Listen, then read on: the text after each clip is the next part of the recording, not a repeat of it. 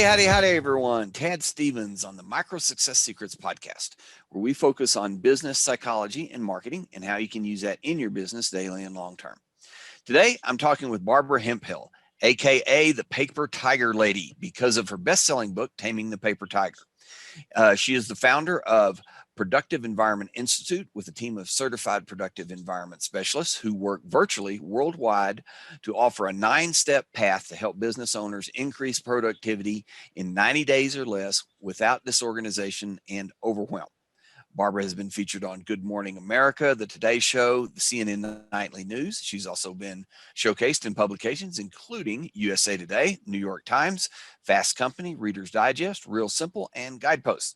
Barbara's books include Less Clutter, More Life, which reveals that physical and digital clutter is a symptom of emotional and spiritual clutter. Her most recent book, in collaboration with CPES Judith Gerton, is Taming the Digital Tiger, Taming the Digital Tiger Gmail Edition. Barbara, great to have you on the show, and please let me know anything I missed. Oh, no, you got it, Ted. Thanks so much for the opportunity. One of my passions is helping people find hope. I think we're in a world now where it's so easy to feel just stuck and feeling like, you haven't done what you should have done and whatever. And I'm approaching my 75th birthday. I've been an entrepreneur for 40 years, and I am living proof that you should never give up. Super. Well, we'll get into some of that hopefully here in just a second. One of the things I like to start out with, and this may fit really well with what you just said, is, being an entrepreneur, a lot of things happen. We got to make a lot of decisions, things like that. If you could go back in time and you could change one business or life decision, would you change it if you could change it? And if you would change it, what would you change it to? Well, I'm a real woman of faith, and I believe that there are no accidents, that everything happens for a reason. And if you wait long enough, it'll turn out to be good. I think the only thing that, had I known earlier, would have made life probably simpler or more pleasant was that I grew up with my mother saying to me, "You're getting too big for your britches." That's kind of We've heard that, yes. And so as a result of that, I was in groups where I was exposed to people who were highly successful, but I was afraid to reach out to them because I didn't think that that they would want to pay attention to me. And I think I missed an opportunity. So that would be one thing that I would change if I could.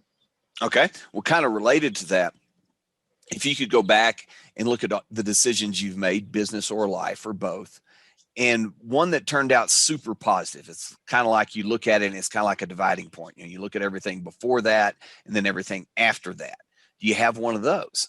Oh, absolutely. There's one that's no question. And that is, I started my business in the residential organizing industry when no one had ever heard of it. In fact, I went to the Small Business Administration to ask them to help me start my business. And they told me I was crazy, that nobody was going to pay organizing closets, cupboards, and kitchens. And I think now it's, $11 billion industry or something like that. But when I went into homes, I quickly found out the number one challenge was organizing paper. And the question people asked me all the time was, how long do you keep? And in those days, it was bank statements, because we used to get our canceled checks back in those big, thick envelopes. I remember those, you bet. And people would keep them for decades. And you'd ask them what, and I realized I didn't really know the answer to that question, but I figured the answer must be at the library. So I went to the library to get a book on how long do you keep bank statements, insurance policies, receipts, and there wasn't one. And so I wrote a book called Taming the Paper Tiger, which became a bestseller. And there's no question that writing a book is one of the best things you can do because it gives you credibility. People, it's a great way to have a brochure. And the sad thing, it doesn't even have to be a good book. I know. I understand that, but it's important. And I want to point out here that you mentioned something and you found it really before I've heard anybody else say this. It's kind of common now in marketing is that you don't write the book to make money off the book. You write the Absolutely. book for credibility, for authority, as basically a business card these days to get your name, your brand out there. Absolutely. And one of the things I love to do is collaborate with others on writing a book. And so most recently, we just launched Taming the Digital Tiger Gmail edition, which I wrote with one of my certified consultants. She did the major work, but it was based on my intellectual property. And so we did it together. And I have two other people doing that now. So if anybody listening wants to write a book, but you feel stuck, I would be more than happy to have a conversation, because I believe it's the most important thing you can do in business. Super. And we'll make sure we mention that at the end of the podcast, and make sure it's in the show notes how to get in touch and in contact with you. So kind of related to that, if that was the most positive decision that you've made, what was the scariest? Oh, what was the scariest? Scariest decision. I'm an adventurer. I'm a huge risk taker. Okay. So I don't know that I think I just keep going. It's like I make a decision. If it works, I keep doing it. If it doesn't, I quit. And I don't think I've spent much of my time being scared, because my experience is that no matter what you do, you learn from it. I mean, there's nothing Yes. I have spent hundreds of thousands of dollars on coaching programs and all different kinds of things like that. I've learned something from every one of them, even though they didn't necessarily turn out the way I thought they would, but I always learn from them. And I think that's what entrepreneurship is about. Okay. And I think that is wonderful. So kind of related to that, if it's not a scary decision, or and not a super positive decision, but maybe it was a difficult decision. I mean, as entrepreneurs, we have decisions all day long. I mean, that's part of what we do. It just comes with territory. When you come across decisions that you're not sure about, maybe you struggle with a little bit, do you have tips, methods that you use to get through those, to keep, as they say these days, from getting stuck or getting unstuck? Okay, well, it's interesting because my whole business for over 4 decades has been based on 4 words. Clutter is postponed decisions. Yeah, I love that. So there's a couple of philosophies that we use at Productive Environment Institute. And one of them is asking the question, what is the next action? So when people feel stuck, when they're scared to make a decision, or they feel like a decision they made was wrong and they just feel stuck, it's often because they're overwhelmed by so much to do. So it's like, okay, let's not going to worry about how big this is. Let's just ask the question, what is the next action you can take? And if you can do that, that'll move you forward. And then the other one that I do all the time, I love collaboration. One of our principles is together we are better. It is not about getting a bigger piece of the pie. It's about making the pie bigger. And we just had an example of that in this COVID. And that is, we have companies that were traditionally competitors who collaborated together. And that's why we got the vaccine as quickly as we did. Yeah. And that is a great example. And I love the next action. I mean, this is a question that I ask a lot, and I haven't heard that answer. I mean, I've heard a lot of great answers, but I haven't heard that one. So I want to make sure I'm put that in the show notes as well. It's very helpful. I mean, when you're just stuck and you just don't know what to do. I mean, it might be something as much as you get out of bed in the morning. It's like, okay, I've got 50 million things to do today. Which one do I do? You can ask that question. On the other hand, if you're on a big project, like I'm writing a new book right now, and writing a book is pretty overwhelming. And some days it's like, oh, I've got so many ideas and I got this. And I just stop and say, okay, just take a deep breath. Okay, what's the next action I know I can do? And then that gets your momentum going. And that is excellent. Really appreciate that. So to wrap up here, last question is, and this goes a little away from business, somewhat, not a lot, but somewhat.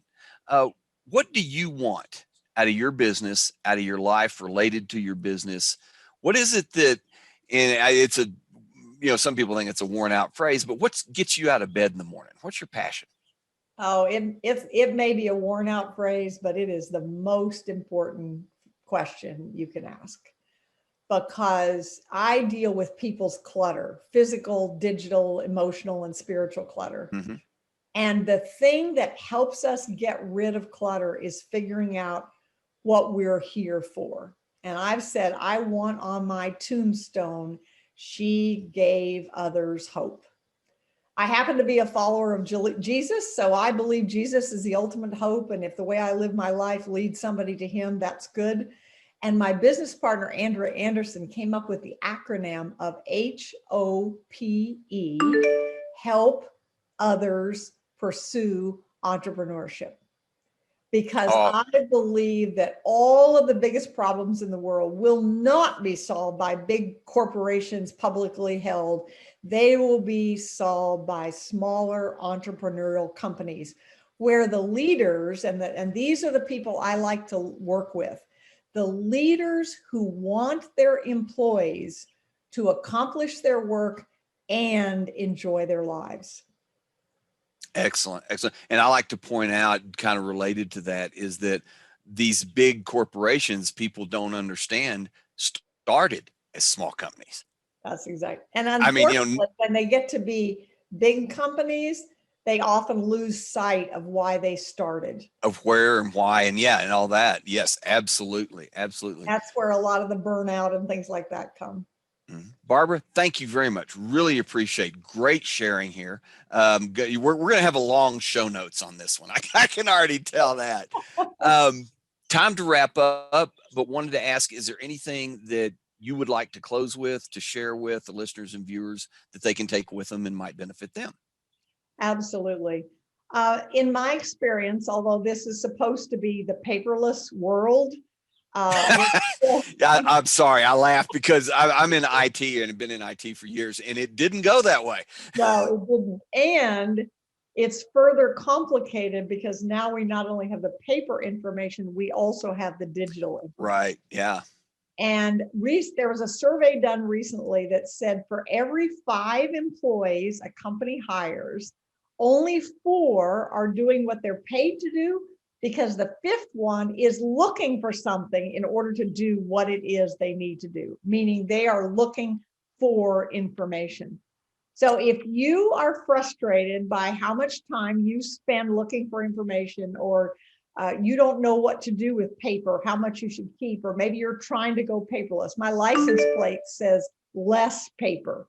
I don't think paperless is very viable, but less paper is highly desirable. So you can go to our website, productiveenvironmentscore.com, and it's a scorecard. It takes less than 5 minutes.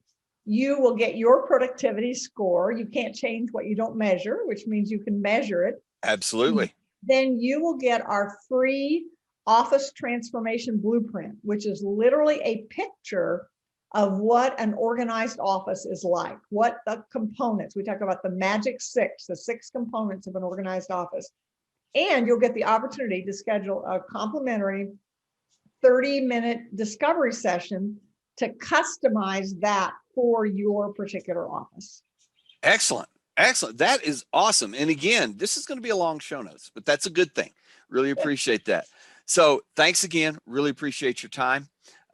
Thanks everybody for listening or viewing, whichever you're doing. Have a safe and productive week, and be the very, very best at whatever it is that you're doing. Until next time, this is Tad Stevens with Micro Success Secrets. Bye for now.